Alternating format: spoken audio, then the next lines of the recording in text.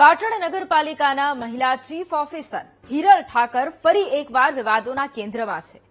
ગટરની સમસ્યાને રજૂઆત કરવા આવેલા અરજદારો સાથે ધક્કા મૂકી મોબાઈલ તોડી નાખવાનો પ્રયાસ અને ધમકી આપવાનો આક્ષેપ થતા મામલો હવે પોલીસ સ્ટેશન સુધી પહોંચ્યો છે.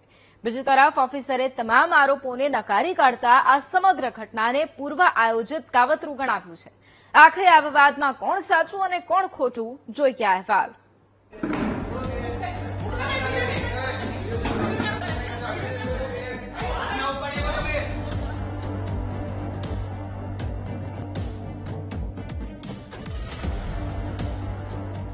સમસ્યાનો ઉકેલ માંગવા ગયેલા લોકો અને પાટણ નગરપાલિકાના ચીફ ઓફિસર હિરલ ઠાકર વચ્ચે થયેલી બોલાચાલી હવે પોલીસ સ્ટેશન સુધી પહોંચી છે.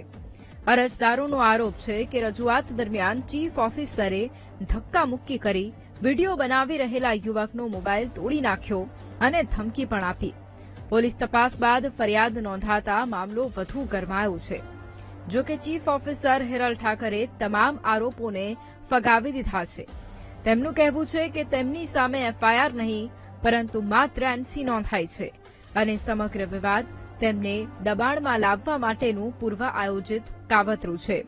તેમણે પણ સમગ્ર ઘટનાની પોલીસમાં લેખિત ફરિયાદ કરી છે કે આ ચીફ ઓફિસર પોતાની જાતને દબંગ કઈ સમજે છે. એમને માત્ર ફોટા પડાવવામાં સોશિયલ મીડિયાની અંદર જ છે અને પાટણની અંદર નહીં, એમને અત્યાર સુધી જ્યાં જ્યાં પણ નોકરીઓ કરી છે તો એમનો ભૂતકાળ એ વિવાદિત રહ્યો છે અને હજુ પણ એમને પાટણ નગરપાલિકાની અંદર જે નિર્ણયો લીધા છે કાયદા વિરુદ્ધ જઈ એની 2 કે 3 ગુનાની અંદર પોલીસ તપાસ ચાલી રહી છે અને એની પણ ગુનો નોંધાવવાની શક્યતા છે. એટલે જ્યાં સુધી ખાતાકીય તપાસ નહીં પરંતુ લોકો જે રજૂઆત કરવા છે એમની સામે દાદાગીરી કરવી આ એક ચીફ ઓફિસરને સાજે એવું નથી અને એના માટે જે ગુનો નોંધાયો છે એના લીધે આવા અધિકારીઓની અંદર એ ડર પેદા થશે. મારો પીછો કરવો, રેકોર્ડિંગ કરવું, મારી ચેમ્બરમાં ઘૂસી આવવું, મારી ચેમ્બરમાં આવી અને રેકોર્ડિંગ કરવું, આ બધી હરકતો તેમની લગભગ 24 જૂનથી ચાલતી આવે છે. 24 જૂને મેં પાટણના ધારાસભ્યશ્રીના સામે કોર્ટની અંદર ક્રિમિનલ ડિફેમેશન મેં દાખલ કરી.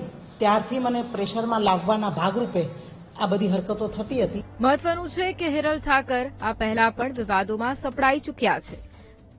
તેવામાં આરોપો અને પ્રત્યારોપોની વચ્ચે હવે સાચું શું અને ખોટું શું તેને લઈને ચર્ચા વધુ તેજ બની છે. ભરત પ્રજાપતિ, VTV ન્યૂઝ, પાટણ.